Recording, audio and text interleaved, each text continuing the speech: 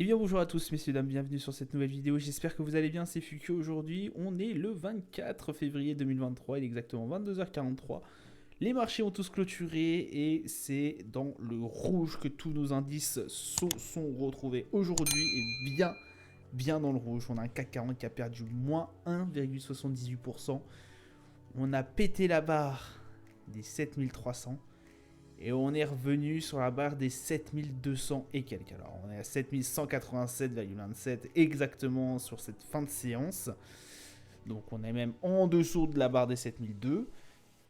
Ça fait mal. Ça fait très très mal. On a un Eurostox aussi, moins 1,39. Le DAX, moins 1,72. Le FTSE 100 qui s'en retire pas trop mal, j'ai l'impression. Moins 0,37. Le Dow Jones, moins 1,02. Le Nasdaq, moins 1,69. Les indices américains, ça va encore, ils avaient bien pricé avant, mais nous, vraiment, on a pris une grosse claque. Et le Nikkei 225 à moins 1,34. Au niveau des chiffres clés, on a un pétrole Brent à 83,35$, le 11 d'or à 1811,10, l'euro USD qui baisse encore 1,054$. Le Bitcoin, 23 179$. Palmarès du SRD, Avenir Télécom qui fait plus 24,28%. L'ICI qui fait plus 12,79 et SI de Saint-Gobain plus 4,82. Au niveau des plus fortes baisses, Corian moins 6,82, Fnac Darty moins 9,13 et Valeo moins 9,14. Qu'est-ce qui a fait bouger qu'est-ce qui a fait bouger la séance?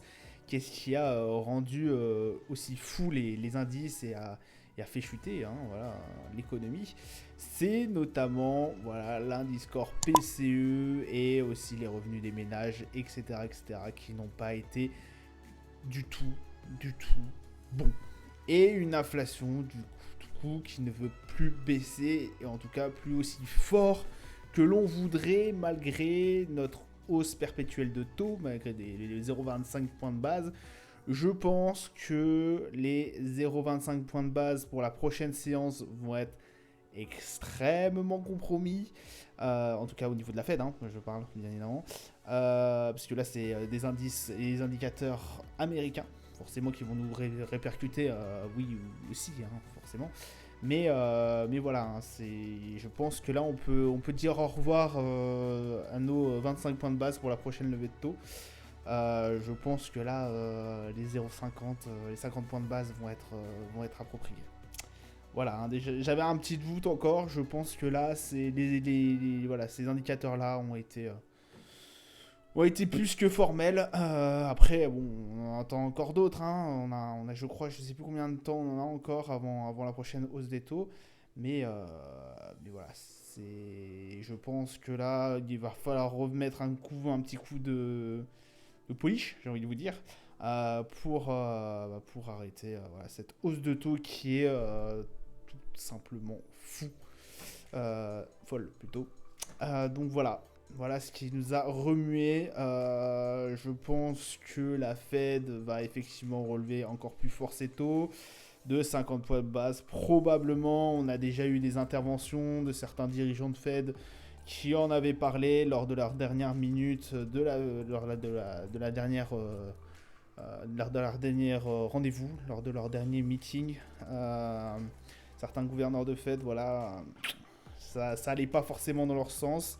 Ils avaient aussi mis l'hypothèse voilà, de monter de 50 points de base pour encore freiner cette inflation. Donc, je pense qu'on va pas y échapper.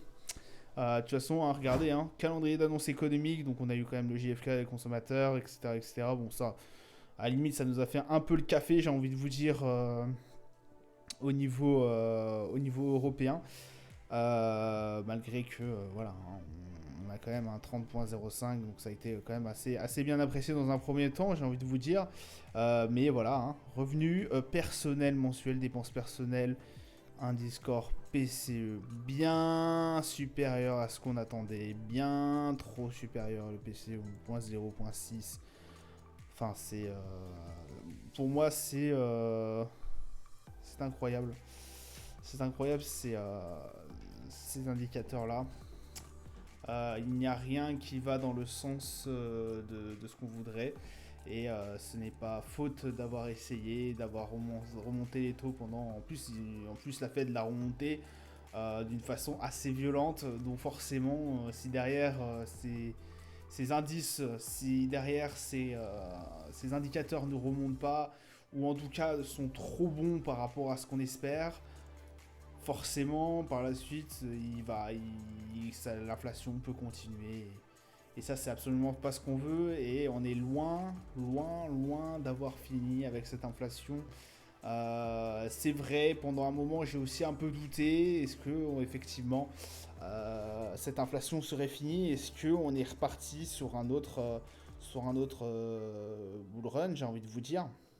Bah là, les marchés nous font comprendre, enfin, les marchés, les indicateurs nous font comprendre que non, non, c'est pas fini. C'est clairement pas fini.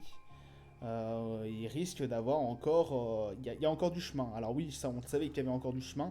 Mais le parcours, le 2023, là, il y avait tout le monde qui s'excitait sur le fait qu'effectivement, ça va être une année folle, qu'on va aller retrouver des records. Alors effectivement, on a touché un record avec le CAC 40, mais il n'y a pratiquement que le CAC 40 pour l'instant qui a retapé un nouveau record. Je crois de tête. Hein. Bon, on n'est pas très loin après sur les niveaux européens, mais quand on regarde les US, ça la traîne quoi. Et je vous parle même pas. Alors, j'ai pas le Nikkei 225 sur le broker, ou en tout cas sur ce compte, mais vraiment au niveau chinois, au niveau asiatique, c'est compliqué, hein, ces débuts d'année, hein. Compliqué. Donc voilà. Compliqué, on va voir par la suite encore, mais je suis toujours dans cet aspect d'attente. Oui, d'accord, on peut commencer à essayer de vraiment d'entrevoir une petite, voilà, une petite lueur d'espoir, mais voilà, ne nous emballons pas trop vite. Là, c'est vrai que pendant ces derniers temps, là, j'ai vu ça, il y a beaucoup d'investisseurs qui disaient allez, let's go. C'est reparti. Et là, attention. Hein.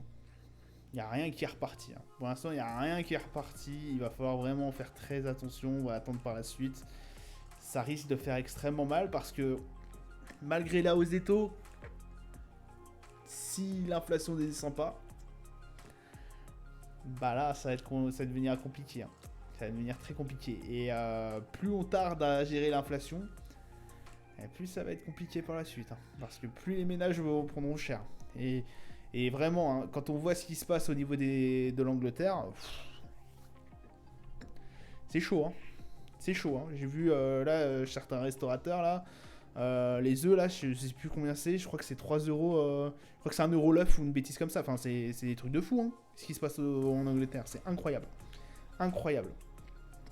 Bref, au niveau du coup des marchés, on a un CAC 40 qui lui a fini au-dessus de la barre sur une journée complète, au-dessus de la barre des 7200, on est à 7218, donc on sauve notre support des 7200. Bon, on sauve, pour l'instant, on l'a touché, on l'a même cassé, mais voilà, on s'est fait refouler. Voilà, moi ça me rassure un peu. Au bout d'un moment, il fallait aussi qu'un peu le CAC 40 respire, j'ai envie de vous dire. Donc voilà, là c'est fait. Le RSI est passé en zone. Voilà, on se rapproche fortement de la zone de neutralité. Mais voilà, on a encore un peu de temps. Le MACD en tendance toujours haussière, bien évidemment. Mais voilà, je pense que c'est pas ouais, c'est pas c'est un mal pour un bien, j'ai envie de vous dire, au niveau du CAC 40. Il fallait que ça respire un peu quand même. Le Nasdaq, bon lui, le Nasdaq il fallait pas trop qu'il respire quand même. Je vais pas vous mentir que lui c'était pas vraiment mon souhait qui respire.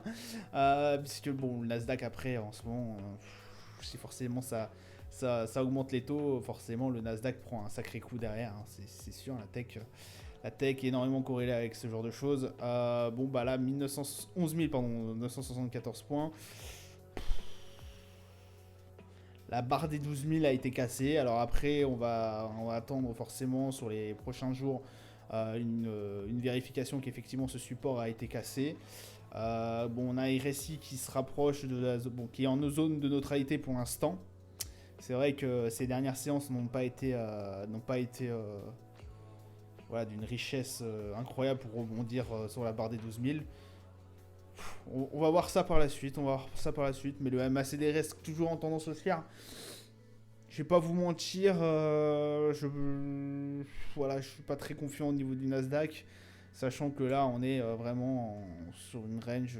Enfin, là, si ça redescend, on va atteindre la dernière range, la range la plus basse qu'on avait atteint depuis le début de cette crise inflationniste. Voilà.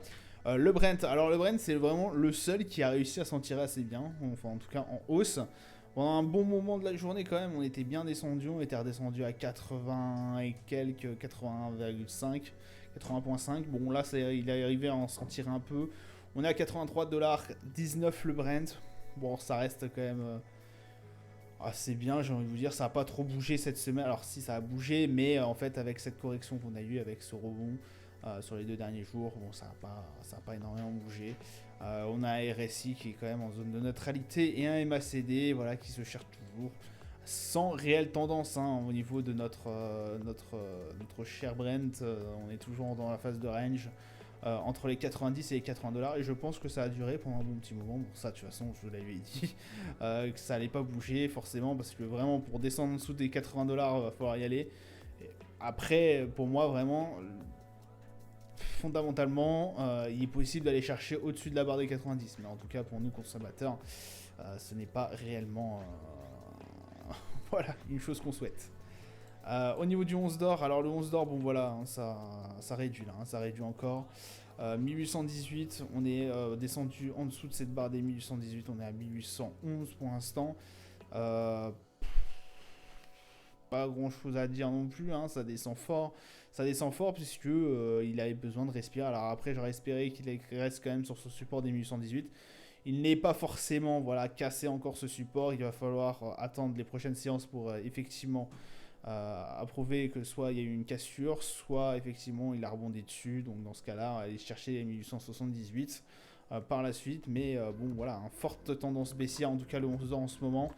Il respire après son run, vraiment son run incroyable de début novembre. Il en avait besoin, alors oui, comme je vous dis, 1818 c'est possible qu'il aille respirer, mais bon c'est possible aussi que voilà, ça redescend là, ça redescend, 1766 c'est possible aussi. Donc de toute façon le 11 d'or, l'or n'a pas fait grand chose. On voit qu'il est vraiment dans des ranges en fait, et il ne bouge plus depuis 2020 en fait. Depuis 2020, ça restait, ça stagnait. On a eu des pics comme ça. Alors là, c'était le pic Covid.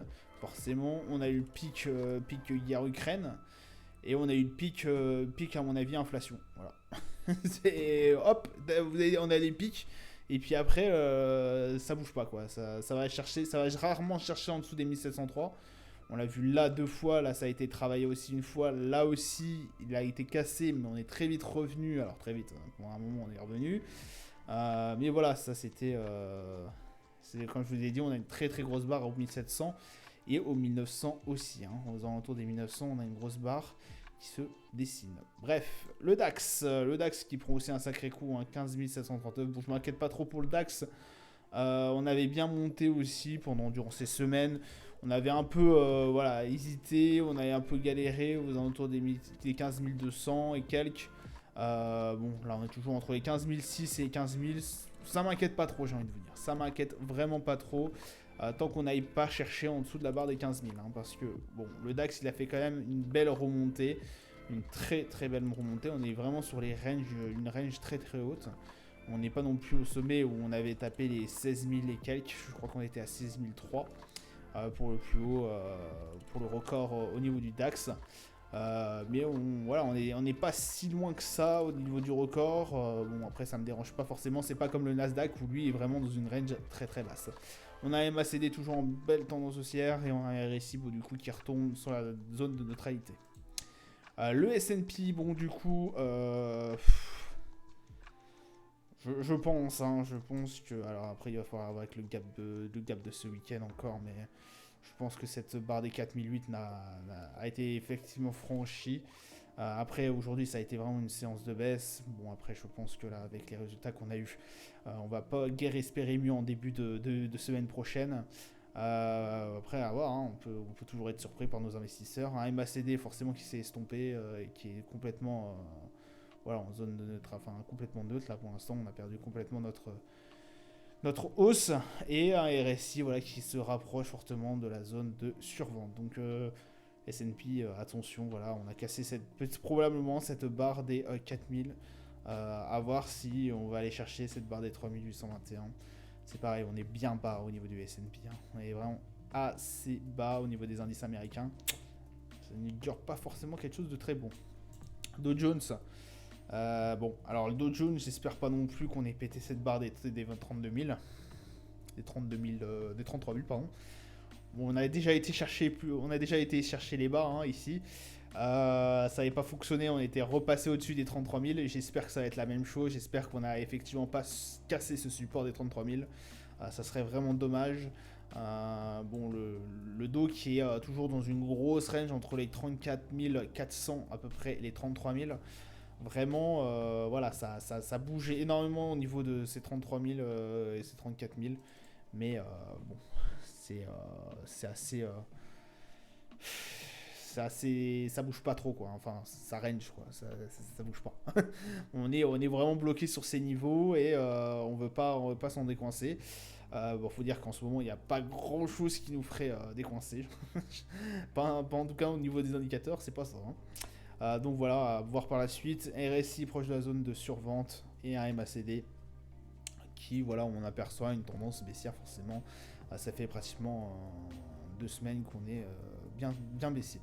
Voilà, ça sera tout pour moi pour aujourd'hui. Je vous souhaite une excellente journée, une bonne soirée à vous. Je vous dis à plus tard. Ciao, ciao.